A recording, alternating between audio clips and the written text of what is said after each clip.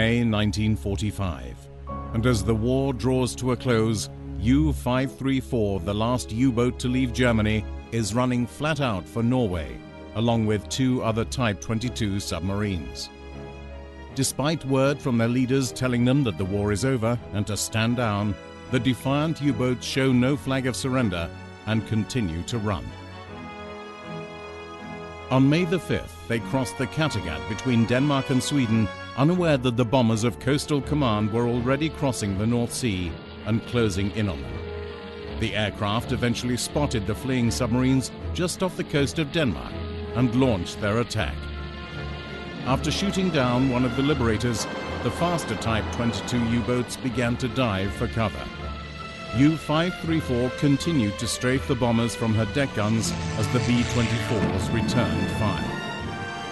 We saw the 3 U-boats and we came in on its port rear quarter, descending in height because we were too high for a bombing run. I only set 4 depth charges and we released them. I released them, and one of them had landed right on top of the U-boat and slowly rolled off the U-boat, and when it got to the designated death, it blew up right underneath the U-boat.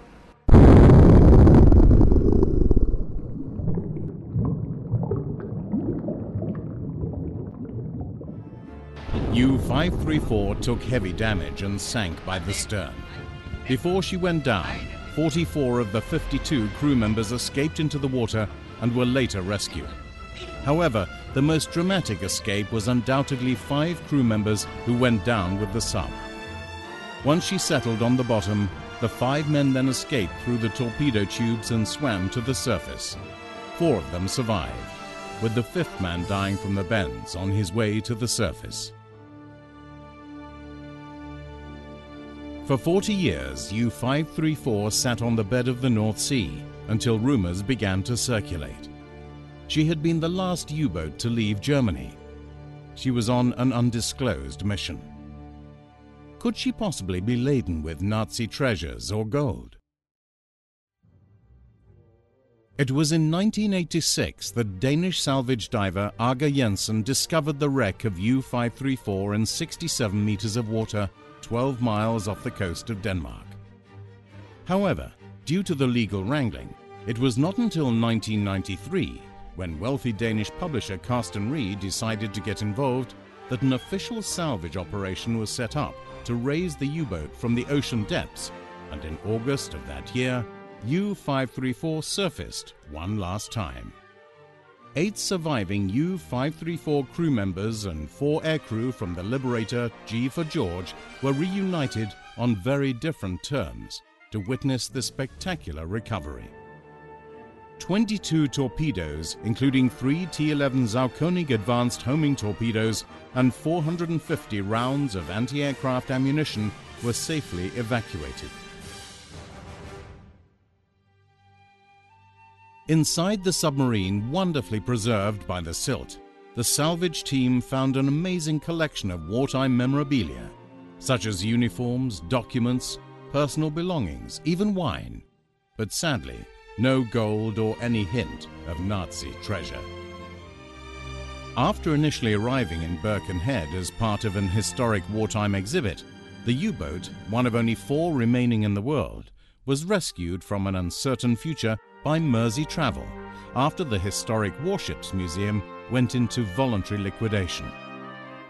In order to move U534 to her new berth, it was necessary to cut her into 5 sections.